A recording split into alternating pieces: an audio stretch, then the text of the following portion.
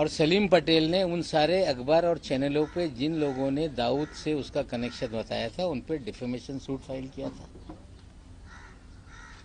और 5 महीने पहले मैंने जानकारी ली सलीम पटेल का देहांत हो गया और सलीम पटेल ये मुनीरा का पावर ऑफ अटर्नी था।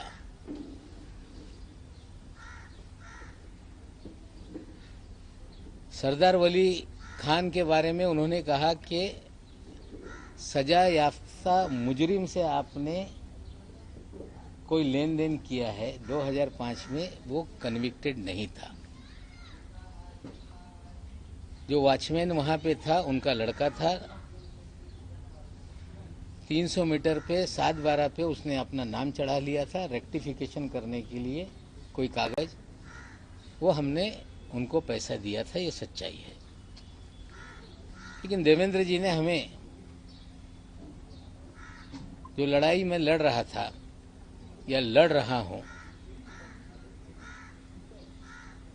जो एनसीबी में निर्दोष लोगों को फंसाने का, हजारों करोड़ की उगाही करने का, कहीं ना कहीं देवेंद्र जी उसको डाइवर्ट करने का प्रयास कर रहे हैं। और सिर्फ डाइवर्ट करने का नहीं, उस अधिकारी को बचाने का प्रयास हो रहा है,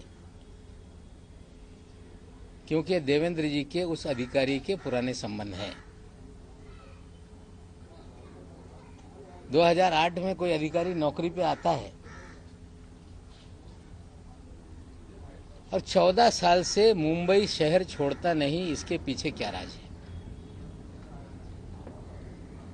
देवेंद्र जी औरों को कह रहे हैं कि अंडरवर्ल्ड कलेक्शन के लोग हैं ये,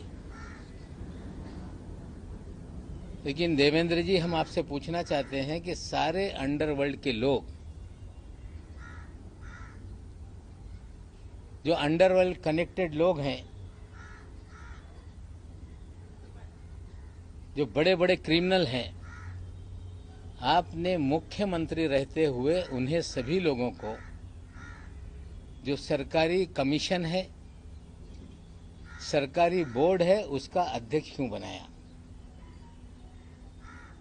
मुन्ना यादव नाम का एक व्यक्ति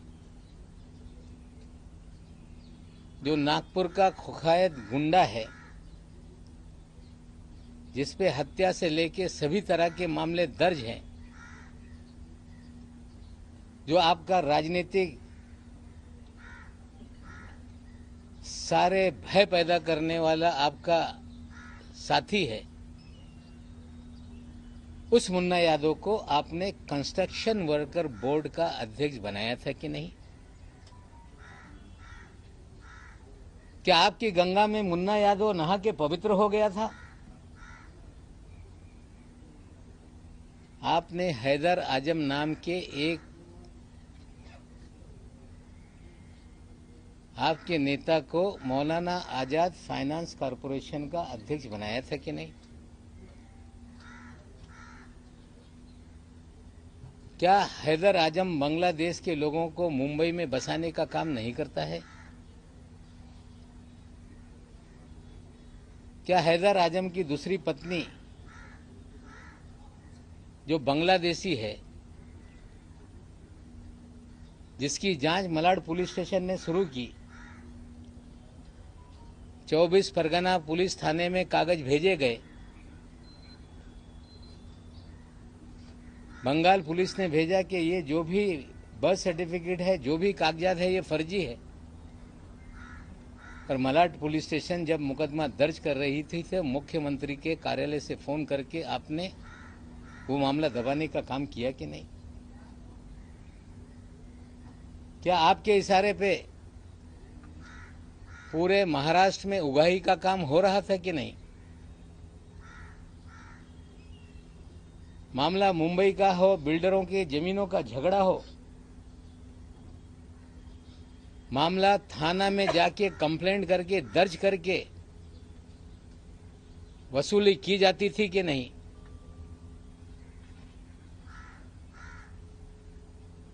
जमीन मालिकों को पकड़ के लाते थे और सारी जमीनें अपने नाम पे लिखा ली जाती थी, ये सच है कि नहीं?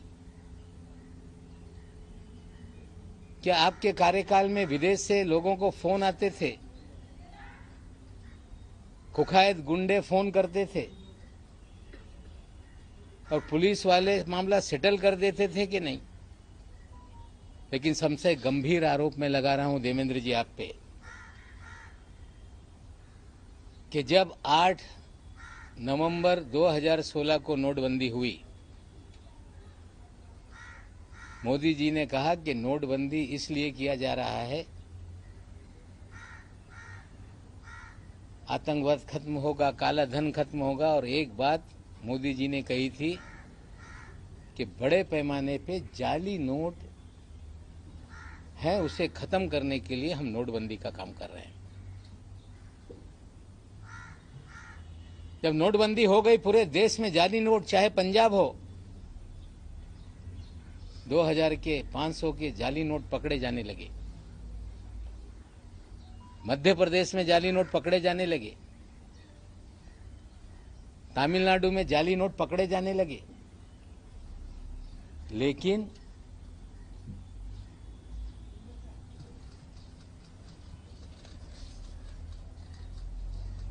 आठ अक्टूबर 2017 तक, लगभग 1 साल तक महाराष्ट्र में जाली नोट का एक भी मामला सामने नहीं आया, क्योंकि देवेंद्र जी के प्रोटेक्शन में जाली नोट का खेल इस महाराष्ट्र में चल रहा था। 8 अक्टूबर 2017 को डायरेक्टर इंटेलिजेंस रेवेन्यू ने बीकेसी में एक छापेमारी की, जिसमें 14 करोड़ 56 लाख रुपए के जाली नोट पकड़े गए।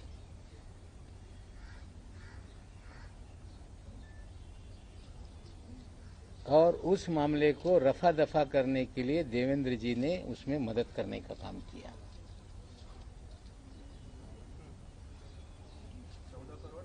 56 लाख रुपए बीकेसी में, 8 अक्टूबर 2017। साथियों, जाली नोट का nexus ISI Pakistan Dawood via Bangladesh, ये पूरी जाली नोट इस देश में फैलाई जाती है। 8 अक्टूबर के छापेमारी में 14 करोड़ 56 लाख पकड़े गए। मुंबई में एक गिरफ्तारी हुई, पूना में एक जो गिरफ्तारी हुई इमरान आलम शेख, पूना में गिरफ्तारी हुई रियाज शेख, और एक नई मुंबई में भी उसमें गिरफ्तारी हुई थी। लेकिन 14 करोड़ की 56 लाख की जब्ती को 8,80,000 रुपये बताकर मामला दबाया गया।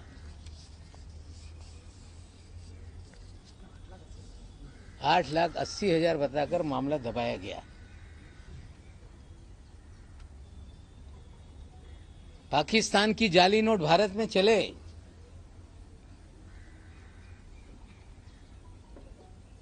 मामला दर्ज हो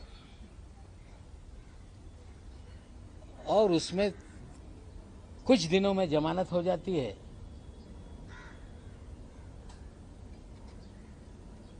मामला एनआईए को नहीं दिया जाता। नोट कहां से आ रही थी उसकी अंतिम जांच कभी आगे नहीं बढ़ती, क्योंकि जो लोग ये सब जाली नोट का रैकेट चला रहे थे उन्हें कहीं ना कहीं तत्कालीन सरकार का संरक्षण था। कहानी बनाई गई कि वो तो कांग्रेस का नेता है।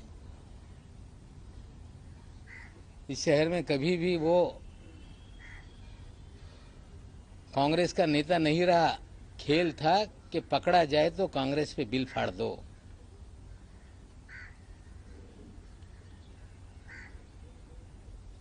और जो आलम शेख था, इमरान आलम शेख, ये माइनॉरिटी कमीशन 6 महीने के बाद जिसको हाजी अरफात शेख को चेयरमैन बनाया गया, उसका ये छोटा भाई है। हाजी अरफात शेख, जिसे देवेंद्र जी ने दल बदल करा के अल्पसंख्यक आयोग महाराष्ट्र का चेयरमैन बनाया था, उसका ये छोटा भाई है। देवेंद्र जी, आप मुन्ना यादव को चेयरमैन बनाते हैं, कुख्यात गुंडे को, बांग्लादेशियों को इस शहर के अंदर आबाद करता है, उसको आप minority Maulana Azad finance corporation का चेयरमैन बनाते हैं। और जो जाली नोट का रैकेट चलाता है, कहीं छोटे मोटे कोई कार्ड छाप लेके कांग्रेस का नेता बना देता है, रहता है किसी और पार्टी में, काम आपके लिए करता है, और बाद में आप उसे महाराष्ट्र के अल्पसंख्यक आयोग पद का अध्यक्ष बनाते हो। पूरी तरह से आपने राजनीति का क्रिमिनलाइजेशन किया। हम आपसे पूछना चाहते हैं कि रियाज भाटी कौन है?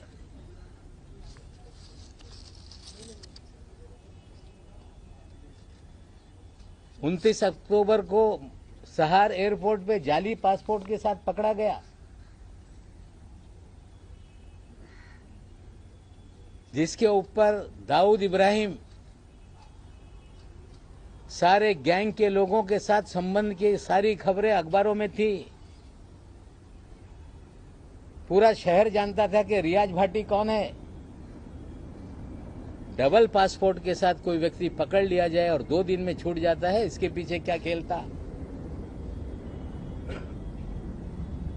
रियाज भाटी लगातार आपके साथ सभी कार्यक्रमों में क्यों नजर आता था? रियाज भाटी भारतीय जनता पार्टी के कार्यक्रमों में क्यों नजर आता था? आपके डिनर टेबल पे क्यों नजर आता था? हम देश के प्रधानमंत्री पे आरोप नहीं लगाना चाहते, लेकिन देश के प्रधानमंत्री के कार्यक्रम में अगर कोई जाता है तो उसके लिए पूरी तरह से स्कैनिंग किए बिना किसी भी व्यक्ति को पास नहीं इश्यू होता।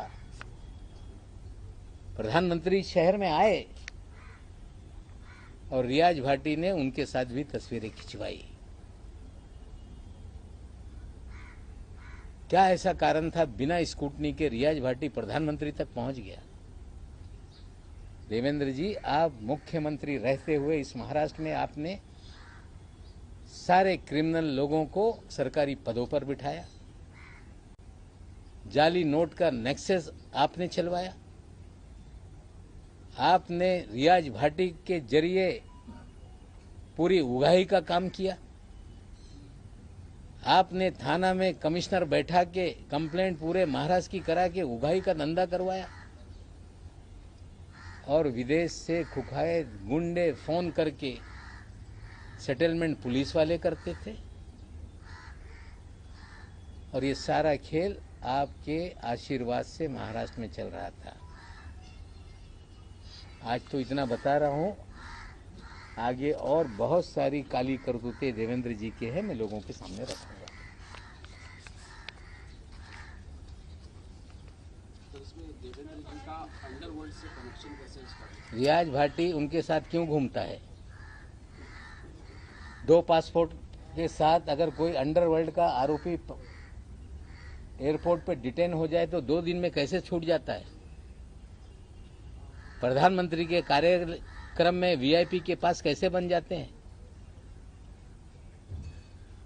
जाली नोट का नेक्सस चलता है, जमानत हो जाती है, पैसे कहां से आए, कहां से, उसका क्यों नहीं इन्वेस्टिगेशन किया जाता? क्या हैदर आजम की बीवी का बांग्लादेश का मामला पुलिस स्टेशन में दर्ज है कि नहीं? क्या मुन्ना यादव ये कुख्यात गुंडा है कि नहीं? हम तो सवाल देवेंद्र जी से पूछना चाहते हैं, इसका जवाब आप दें। अगर ये झूठ है तो बताएं कि नवाब मलिक मुन्ना यादव के बारे में झूठ बोल रहा है। तो सवाल तो आप पूछ रहे हैं, लेकिन महाराष्ट्र में फिलहाल आप ही की अलायंस वाली सरकार है, होम मिनिस्ट्री एनसीपी के पास है, तो रियाज भाटी फरार है, मुन्ना यादव पे मुकदमे हैं, जाली नोट का मामला डीआरआई का है, जो एजेंसियां केंद्र की काम करती है उनसे हम सवाल खड़ा कर रहे हैं कि इसको फिर से देखो। ये जाली नोट का नेक्सस पाकिस्तान से कैसे लिंक है ये भी देखना पड़ेगा। ठीक सर, काउंटरफीट मामले में पाकिस्तान का कोई लिंक एस्टेब्लिश हुआ था जिसका आप आरोप लगा रहे हैं, और कौन से बेसिस पे आरोप लगा रहे हैं कि मामला रफा दफा किया गया? जब 14 करोड़ 56 लाख पकड़े गए, जाली नोट का मामला था, तो क्या ऐसा हो गया कि जमानत हो गई तुरंत? क्या ऐसा था कि जांच आगे नहीं बढ़ी? और जिसको पकड़ा था उसके भाई को आपने अल्पसंख्यक आयोग का अध्यक्ष क्यों बनाया? और ये योगायोग है कि उस समय भी उस केस का जो इंचार्ज था वो भी समीर दाऊद वानखेड़े ही था। जाली नोट केस का जी, इसके बारे में थोड़ा elaborate कीजिए। ते DRI मध्ये ही केस झाली होती। ये मामला DRI में हुआ था। और मैं आपको बता दूं कि जो 14 साल से वानखेड़े साहब जो मुंबई में लगातार पोस्टिंग रहे, उनकी posting joint commissioner intelligence revenue की 1 जुलाई 17 को हुई और उस समय उनके ही पास ये डिपार्टमेंट था। ये छापेमारी या जो भी कार्रवाई हुई थी DRI ने की थी और केस को हल्का करने के लिए यही अधिकारी के जरिए देवेंद्र जी ने सारी मदद की थी। हाजी अरफात के भाई का मामला रफा दफा करवाया था। ये कोइंसिडेंस हो सकता है, लेकिन एक ही अधिकारी जिसके ऊपर गंभीर मामले चल रहे हैं, 2-2 SIT जांच कर रही है, विजिलेंस की जांच हो रही है, और उससे ध्यान भटकाने का खेल कहीं तो नहीं, ये भी सवाल खड़े होते हैं। रियाज भाटी PM तक कैसे पहुंचा, कैसे ऐसा? ये मैं पूछना चाहता हूं कि किसी भी प्रधानमंत्री के कार्यक्रम में पहुंचने के लिए पूरी तरह से स्टेट की इंटेलिजेंस एजेंसियां, केंद्र की इंटेलिजेंस एजेंसियां उस व्यक्ति का पूरा स्क्रूटनी करती हैं।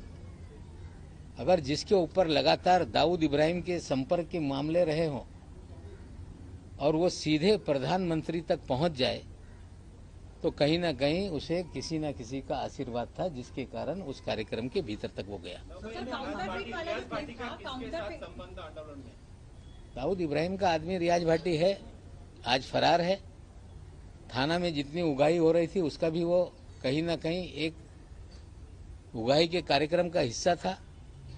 बहुत सारे मुकदमे खुले हैं जिसमें रियाज भाटी आज फरार है। रियाज भाटी के तो और नेताओं के साथ भी फोटो है, पाकिस्तानी पार्टी के नेताओं के साथ भी फोटो है उसके। हमारे साथ कोई फोटो नहीं, भारतीय जनता पार्टी के नेताओं के साथ फोटो है। सर, परदेशातून काही फोन येत होते तुमचं असं म्हणणं आहे आणि पोलीस त्याच्यामध्ये मध्यस्थी करत होतं. समजू शकेल का ते पोलीस कोण मध्यस्थी करत होते? नाही, त्याच्या बाबतीत काही तपास सुरू आहे, त्याच्यावर मी भास करू इच्छित नाही। सर देखिए, प्रेस कॉन्फ्रेंस तक ठीक है, पर आईआईटी सच की काउंटरफीट वाला DRI के पास है, बट फिर भी as I earlier also said कि होम मिनिस्ट्री आप ही के पास में है, अगर आपकी पार्टी के पास में है, स्टिल आप लोग कोई इंक्वायरी जो एलिगेशन देवेंद्र फडणवीस पे लगा रहे हैं, एटलीस्ट स्टेट इंटेलिजेंस एजेंसी तक जो लिमिटेड है वो वाला पार्ट आप लोग इन्वेस्टिगेट कर सकते हैं, राइट? तो are you going to write to your own the home minister who is from your देखिए, मैं अगर इस तरह से चीजें करूंगा तो लोग कहेंगे कि नवाब मलिक लोगों को फंसा रहा है। सर, प्रेस कॉन्फ्रेंस में हम बता रहे हैं, देखते हैं कितनी ईमानदारी से चीजें फिर शुरू होती है।